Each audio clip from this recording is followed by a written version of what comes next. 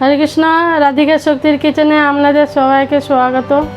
আজকে আমি কাঁচা ভুট্টার তরকারি বানাবো, পুরোটাই নিরামিষ, পেঁয়াজ রসুন ছাড়া। প্রথমে আমি কাঁচা ভুট্টাগুলো কুকারের মধ্যে দিয়ে 3-4টে সিটি মেরে নেব। যতক্ষণ ভুট্টাটা সেদ্ধ হচ্ছে ততক্ষণ আমি দুটো আলু ভেজে নেব।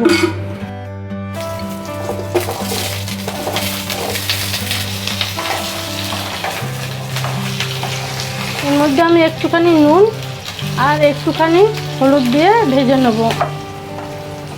যতক্ষণ আলুগুলো ভাজা হচ্ছে ততক্ষণ আমি মশলাটা করে নেব। 2 টুকরো বড় আদা, একটা বড় টমেটো, 1 চামচ জিরে, 2 চামচ ধনে দিয়ে আমি এটাকে মশলা করে নেব। আলুগুলো ভাজা হয়ে গেছে, এবার আমি এগুলোকে একটা পাত্রের মধ্যে তুলে রাখবো। এবার আমি এই তেলের মধ্যে আরও 2 চামচ তেল দিয়ে দিলাম, তেজপাতা দিলাম, 1 চামচ সরষে দিয়ে দিলাম। আস্তে করে গ্যাসের মধ্যে সরষেগুলো ভালো করে ভেজে নেবেন। এবার আমি মশলাটাকে এখানে দিয়ে দেবো।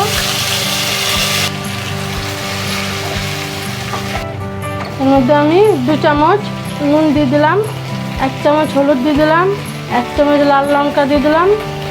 দিয়ে ভালো করে ভেজে নেব যাতে কাঁচা গন্ধটা চলে যায়।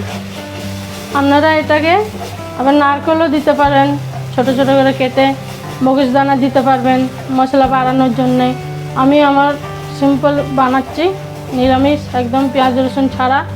এই রেসিপিটা বানিয়ে আপনারা যদি ঘরে খান মনেই হবে না যে নিরামিষ তরকারি খাচ্ছি। মশলাটা ভাজা হয়ে গেছে, আমি আগে আলুগুলোকে দিয়ে দিলাম, এরপরে ভুট্টাগুলো ঢেলে দিলাম। 2 মিনিট এটাকে ভালো করে নাড়তে থাকবো। এর মধ্যে আমি ভুট্টা সেদ্ধ করেছিলাম, জলটা ঢেলে দিলাম। এটা কিন্তু ফেলে দেবেন না। আলুগুলোর মধ্যে আর ভুট্টাগুলোর মধ্যে ভালো করে মশলাটা ঢুকে যাবে, যার জন্য আমি ঢাকা দিয়ে দিলাম।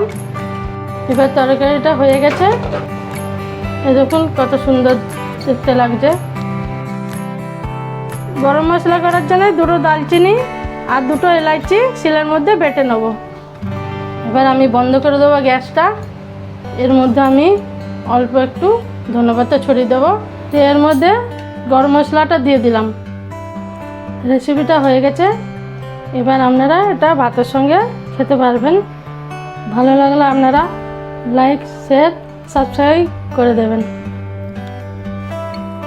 হরে কৃষ্ণ।